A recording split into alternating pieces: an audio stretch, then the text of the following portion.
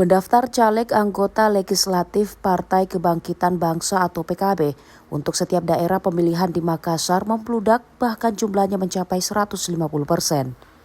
Ketua DPC PKB Makassar Fauzi Andi Wawo yang ditemui di sela-sela peresmian kantor DPC Rabu 19 April menuturkan, pihaknya masih akan melakukan pemantapan sebelum DCS distorkan ke KPU Kota Makassar.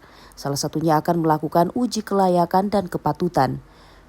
Hampir semua dapil kita sudah full, bahkan ada yang sampai 150%. Nah, untuk tahapan selanjutnya ini kan kita mau uji kelayakan dan kepatutan.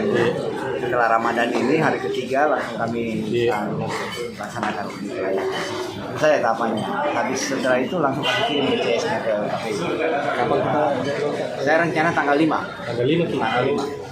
Anggota DPRD Sulawesi Selatan ini menargetkan 5 kursi di DPRD Makassar, mengingat pada Pileg 2019, caleg PKB hanya mendudukan satu wakilnya, yakni Imam Musakar di Dapil 4 Makassar, Panakukang Manggala. Khairuddin, Fajar TV dan Fajar Radio melaporkan.